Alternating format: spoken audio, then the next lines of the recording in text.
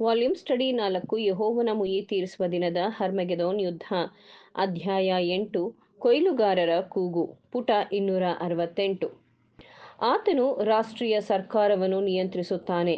ಅವರೆಲ್ಲರೂ ಸಾಲಗಾರರು ಮತ್ತು ಆತನು ಪತ್ರಿಕಾ ಕಾರ್ಯದರ್ಶಿಯನ್ನು ನಿಯಂತ್ರಿಸುತ್ತಾನೆ. ಇದರಿಂದಾಗಿ ಸಾರ್ವಜನಿಕ ಶೈಲಾಕ್ ಒಬ್ಬ ಗೌರವಸ್ಥ ಮತ್ತು ದಯಾಪರನೆಂದು ವಿಶ್ವಾಸಿಸುವಂತೆ ಮತ್ತು ಆತನ ಕೋಪಕ್ಕೆ ಮತ್ತು ಅಧಿಕಾರಕ್ಕೆ ಭಯಪಡುವಂತೆ ಪ್ರೋತ್ಸಾಹಿಸುತ್ತದೆ. ಇದಲ್ಲದೆ ಅಪಾರ ಜನಸಂಖ್ಯೆಯ ಮತ್ತು ಪ್ರಭಾವಶಾಲಿ ವರ್ಗದ ವೇತನ ತೆಗೆದುಕೊಳ್ಳುವ ಅಧಿಕಾರಿಗಳು ಮತ್ತು ಗುಮಾಸ್ತರು ಹಾಗೂ ನಿಪುಣ ಕಾರ್ಮಿಕರು ತನ್ನ ಆಸಕ್ತಿಗಳು ಶೈಲಾಕ್ನ ನೀತಿಯೊಂದಿಗೆ ಮಿಳಿತವಾಗಿದೆ ಎಂದು ಕಂಡುಕೊಳ್ಳುತ್ತಾರೆ. ಅದನ್ನು ಬೆಂಬಲಿಸುವವರಲ್ಲದಿದ್ದರೂ ಅವರು ಉಗುರು ಬೆಚ್ಚಗಿನವರು ಅಥವಾ ಅದರ ನೀತಿಗೆ ತಣ್ಣಗಿರುವವರೂ ಆಗಿದ್ದಾರೆ ಮತ್ತು ಅದಕ್ಕೆ ವಿರುದ್ಧವಾಗಿ ಸಣ್ಣದಾಗಿ ಏನಾದರೂ ಹೇಳಬಹುದು ಅಥವಾ ಅದಕ್ಕೆ ವಿರುದ್ಧವಾಗಿ ಏನನ್ನೂ ಹೇಳಲು ಒಲವು ತೋರುವುದಿಲ್ಲ. ಅನುಷ್ಠಾನದಲ್ಲಿರುವ ವಂಚನೆ, ಮೋಸದ ಆಚರಣೆಗಳ ಅನೇಕ ಪುರಾವೆಗಳ ಬಗ್ಗೆ ಕೆಳಗಿನ ಕೆಲವು ಸಾಲುಗಳು ಸಾಕಾಗುತ್ತದೆ. ಸೆನೆಟ್ನಲ್ಲಿ ಬಿಲ್ ಅಂದರೆ ಕಾನೂನು ದಾಖಲೆ ಬಾಕಿ ಇರುವಾಗ ನಾವು ಕೇವಲ ಬಿಲ್ ನಾಣ್ಯ ತಯಾರಿಕೆಯನ್ನು ಕುರಿತು ಬದಲಾವಣೆ ಅಂದರೆ ರಿಫಾರ್ಮ್ ದ ಮಿಂಟ್ ನಾಣ್ಯ ಪದ್ಧತಿಯನ್ನು ಕ್ರಮಪಡಿಸಲು ಮತ್ತು ಒಂದಲ್ಲ ಒಂದನ್ನು ನಿಗದಿಪಡಿಸುವುದು ಎಂದು ಯೋಚಿಸಿದೆವು ಮತ್ತು ನಾನು ಯೋಚಿಸುವಂತೆ ಸೆನೆಟ್ನಲ್ಲಿ ಬಿಲ್ ಕಳುಹಿಸಿದ ಕಮಿಟಿಯ ಒಬ್ಬ ಸದಸ್ಯನೂ ಇರಲಿಲ್ಲ. ನೋಟ್ ಅಮಾನ್ಯೀಕರಣದೆಡೆಗೆ ಸ್ವಲ್ಪ ಪರಿಕಲ್ಪನೆಯಿಂದ ಕಣ್ಣು ಹಾಯಿಸಿದ ಒಬ್ಬನೇ ಒಬ್ಬ ಮನುಷ್ಯನೂ ಇರಲಿಲ್ಲ.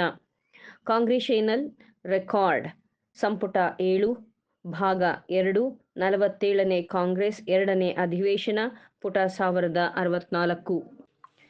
ಸೆನೇಟರ್ ಕಾನ್ಕ್ಲಿಂಗ್ ಸೆನೆಟ್ನಲ್ಲಿ ಮಾರ್ಚ್ 30, 1876ರಂದು ಬಿಲ್ ಸೆನೆಟ್ ನಂಬರ್ 263 ಕುರಿತು ಸೆನೇಟರ್ ಭೋಗಿಯ ಅಭಿಪ್ರಾಯಕ್ಕೆ ಬೆಳ್ಳಿ ನಾಣ್ಯದ ಕಾನೂನು ಟೆಂಡರ್ ಸಂಬಂಧಿಸಿದ ಕಾನೂನುಗಳನ್ನು ತಿದ್ದುಪಡಿ ಮಾಡಲು ಆಶ್ಚರ್ಯದಿಂದ ವಿಚಾರಿಸಿದನು. ಸೆನೇಟರ್ನು ನಾವು ಆತನನ್ನಾಗಲಿ ಅಥವಾ ಬೇರೆ ಒಬ್ಬ ಸೆನೇಟರ್ನನ್ನಾಗಲಿ ಪ್ರಶ್ನಿಸಲು ಅನುಮತಿಸುವನೋ? ಕಾನೂನಿನ ಪ್ರಕಾರ ಅಮೆರಿಕಾದ ಡಾಲರ್ ಇಲ್ಲ ಎಂಬುದು ನಿಜವೇ? ಹಾಗಿದ್ದರೆ ಈ ಬಿಲ್ನ ಪರಿಣಾಮವು ಅರ್ಧ ಡಾಲರ್ ಮತ್ತು ಕಾಲು ಭಾಗ ಡಾಲರನ್ನು ಮಾತ್ರವೇ ಬೆಳ್ಳಿ ನಾಣ್ಯವೆಂದು ಮಾಡಿರುವುದಾಗಿದ್ದು ಮತ್ತು ಅದನ್ನು ಕಾನೂನುಬದ್ಧ ಟೆಂಡರ್ ಅಂದರೆ ಲೀಗಲ್ ಟೆಂಡರ್ ಬಳಸಬಹುದೇ? ಸೆನೇಟರ್ ಆಲಿಸನ್ ಫೆಬ್ರವರಿ 15, 1878ರಂದು ಹೇಳಿದನು.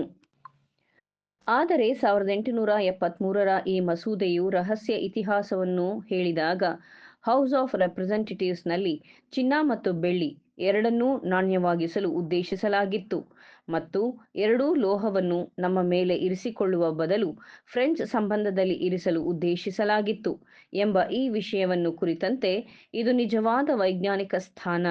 ಆದರೆ ಆ ಬಿಲ್ ನಂತರ ಅಕ್ರಮವಾಗಿ ತಿದ್ದಲಾಯಿತು ಎಂಬ ಸತ್ಯವನ್ನು ಹೊರಪಡಿಸುತ್ತದೆ. ಈ ವಿಷಯಕ್ಕೆ ಸಂಬಂಧಿಸಿದಂತೆ 1873ರಲ್ಲಿ ಅತಿ ಉನ್ನತೀಕರಿಸಲಾಯಿತು. ಸನ್ಮಾನ್ಯ ವಿಲಿಯಂ ಕೆಲ್ಲಿಯವರು ಬಿಲ್ನ ಹೊಣೆ ಹೊಂದಿದ್ದವರಾಗಿ ಹೌಸ್ ಆಫ್ ರೆಪ್ರೆಸೆಂಟೇಟಿವ್ಸ್ನಲ್ಲಿ ಮಾರ್ಚ್ 9, 1878ರಂದು ಭಾಷಣದಲ್ಲಿ ಹೇಳಿದರು. ಹೊಣೆ ಹೊತ್ತಿರುವುದಕ್ಕೆ ಸಂಬಂಧಿಸಿದಂತೆ ಪ್ರಮಾಣಿತ ಬೆಳ್ಳಿ ಡಾಲರನ್ನು ಅಮಾನ್ಯೀಕರಣಗೊಳಿಸಿದ ಬಿಲ್ಗೆ ಬೆಂಬಲ ನೀಡಿದೆನೆಂದು ನಾನು ಹೇಳುತ್ತೇನೆ. ನಾಣ್ಯವಾಗಿಸುವ ಕಮಿಟಿಯ ಮುಖ್ಯಸ್ಥನಾಗಿದ್ದೇನಾದರೂ ನಮ್ಮ ನಾಣ್ಯ ಪದ್ಧತಿಯಿಂದ ಬೆಳ್ಳಿ ಡಾಲರನ್ನು ಅಮಾನ್ಯೀಕರಣಗೊಳಿಸುವುದು ಎಂಬ ಸತ್ಯದ ಬಗ್ಗೆ ನನಗೆ ಜ್ಞಾನವಿರಲಿಲ್ಲ. ಅದರಂತೆಯೇ ವಿಶಿಷ್ಟರಾದ ಸೆನೇಟರ್ಸ್ ಮೆಸರ್ಸ್ ಬ್ಲೇನ್ ಹಾಗೂ ಓರಿಸ್ ಕೂಡ ತಿಳಿದಿರಲಿಲ್ಲ. ಇವರು ಈಗ ಸದನದ ಸದಸ್ಯರು ಅಂದರೆ ಮೆಂಬರ್ಸ್ ಆಫ್ ದಿ ಹೌಸ್ ಆಗಿದ್ದರು.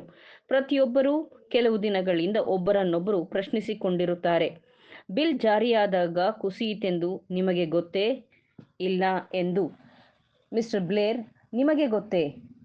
ಇಲ್ಲ ಎಂದರು ಮಿಸ್ಟರ್ ವೋರ್ಹೀಸ್.